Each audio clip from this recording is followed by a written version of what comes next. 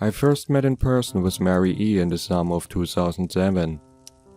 I had arranged with a husband of 15 years, Terence, to see her for an interview. Mary had initially agreed since I was not a newsman but rather an amateur writer gathering information for a few early college assignments. And if all went according to plan, some pieces of fiction. We scheduled the interview for a particular weekend when I was in Chicago on unrelated business. But at the last moment Mary changed her mind and locked herself in the couple's bedroom, refusing to meet with me. For half an hour I sat with Terence as we camped outside the bedroom door, I listening and taking notes while he attempted fruitlessly to calm his wife.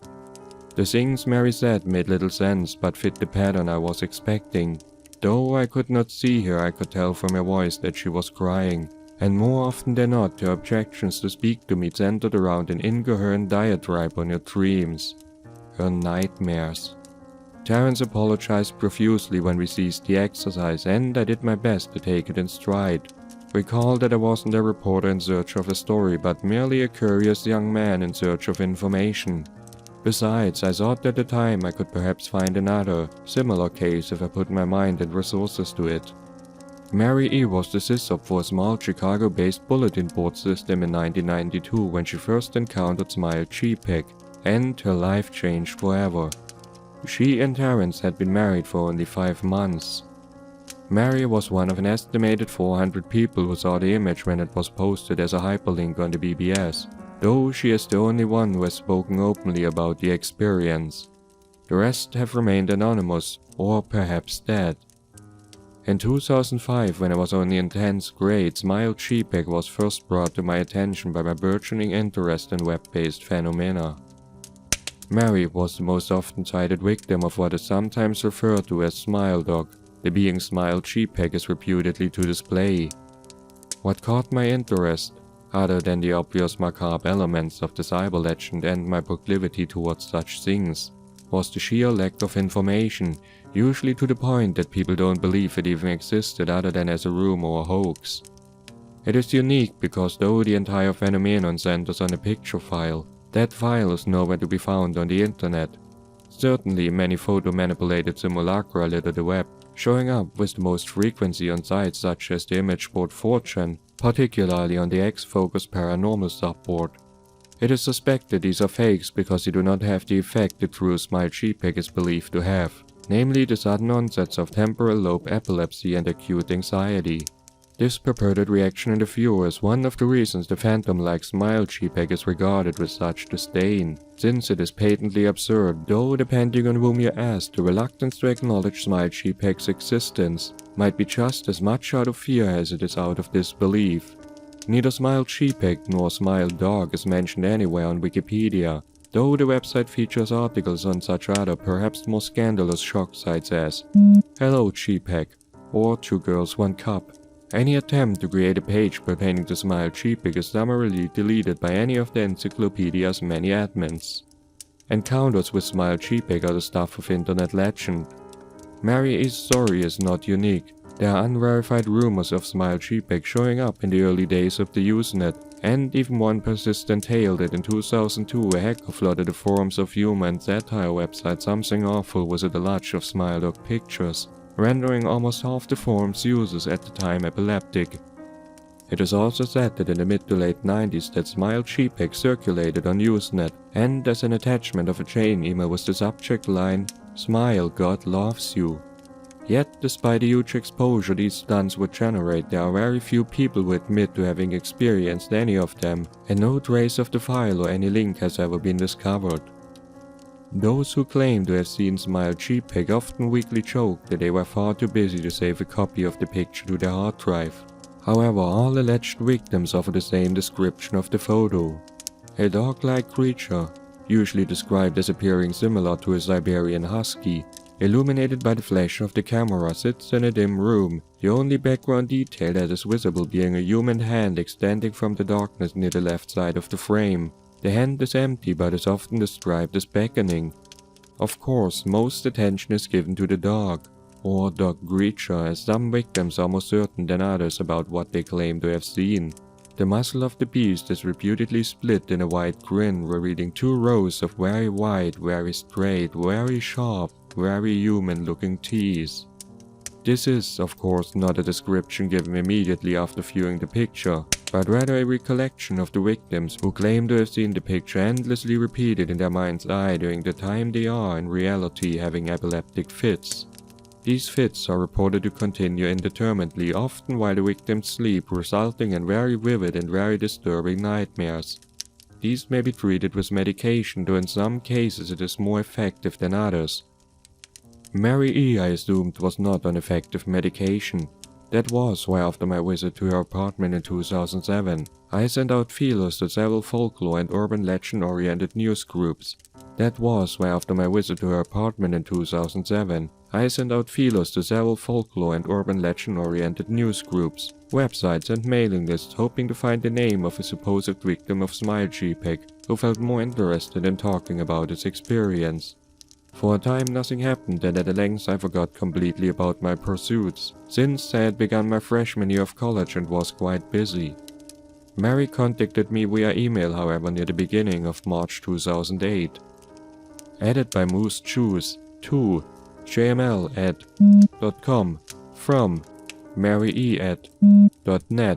Subject: Last summer's interview. Dear Mr. L, I'm incredibly sorry about my behavior last summer when you came to interview me. I hope you understand that it was no fault of yours, but rather my own problems that led me to act out as I did. I realized that I could have handled the situation more decorously. However, I hope you will forgive me. At the time I was very afraid. You see, for 15 years I have been haunted by Smile.jpg. Smile.dog comes to me in my sleep every night. I know it sounds silly, but it is true. There's an ineffable quality about my dreams, my nightmares, that makes them completely unlike any real dreams I ever had. There's an ineffable quality about my dreams, my nightmares, that makes them completely unlike any real dreams I have ever had. I do not move and do not speak. I simply look ahead, and the only thing ahead of me is the scene from that horrible picture. I see the beckoning hand and I see Smile.dog. It talks to me.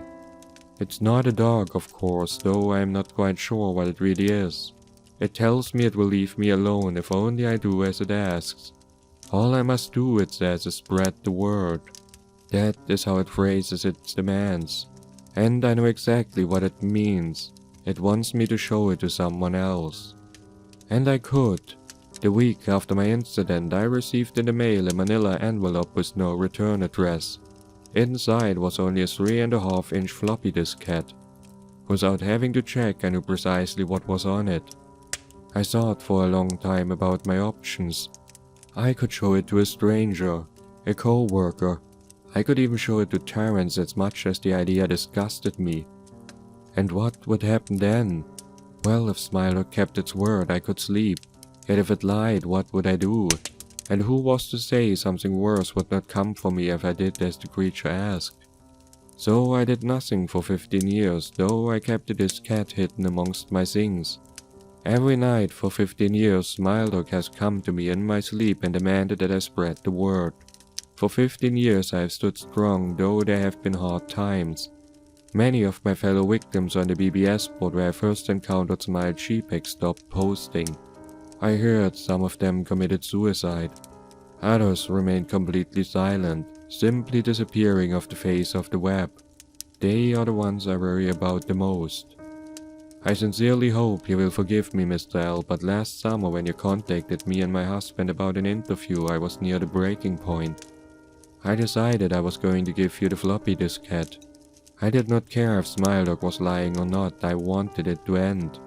You were a stranger, someone I had no connection with, and I thought I would not feel sorrow when you took the diskette as part of your research and sealed your fate. Before you arrived, I realized what I was doing, was plotting to ruin your life. I could not stand the thought, and in fact I still cannot. I am ashamed, Mr. L, and I hope that this warning will dissuade you from further investigation of Smile.jpg. You may in time encounter someone who is, if not weaker than I, then wholly more the brave. Someone who will not hesitate to follow Smile.dog's orders. Stop while you are still whole. Sincerely, Mary E. Terence contacted me later that month with the news that his wife had killed herself. While cleaning up the various things she'd left behind, closing email accounts and the like, he happened upon the above message. He was a man in shambles. He wept as he told me to listen to his wife's advice. He found that his cat, he revealed, and burned it until it was nothing but a stinking pile of blackened plastic. The part that most disturbed him, however, was how that his cat had hissed as it melted. Like some sort of animal, he said. I will admit that I was a little uncertain about how to respond to this. At first I thought perhaps that was a joke, with the couple belatedly playing with the situation in order to get a rise out of me. A quick check of several Chicago newspapers' online obituaries, however, proved that Mary E. was indeed dead. There was, of course, no mention of suicide in the article. I decided that, for a time at least, I would no further pursue the subject of Smile.jpg, especially since I had finals coming up at the end of May. But the world has odd ways of testing us. Almost a full year after I had returned from my disastrous interview with Mary E., I received another email. To jml@.com from elsahir82@.com. Subject: Smile. Hello, I found your email address through a mailing list. Your profile said you're interested in Smile.dog. I have saw it. It is not as bad as everyone says. I have sent it to you here, just spreading the word. The final line chilled me to the bone. According to my email client, there was one file attachment called Naturally Smile.jpg. I considered downloading it for some time. It was most likely a fake, I imagined, and even if it weren't, I was never wholly convinced of Smile.jpg's peculiar powers. Mary's account had shaken me, yes, but she was probably mentally unbalanced anyway. After all, how could a simple image do what Smile.jpg was said to accomplish? What sort of creature was it that could break one's mind with only the power of the eye? And if such things were patently absurd, then why did the legend exist at all? If I downloaded the image, if I looked at it, and if Mary turned out to be correct, if Smile.dog came to me in my dreams demanding I spread the word, what would I do? Would I live my life as Mary had, fighting against the urge to give in until I died? Or would I simply spread the word, eager to be put to rest? And if I chose the latter route, how could I do it? Whom would I burden in turn? If I went through my early intention to write a short article about Smile.jpg, I decided I could attach it as evidence, and anyone who read the article, anyone who took interest would be affected.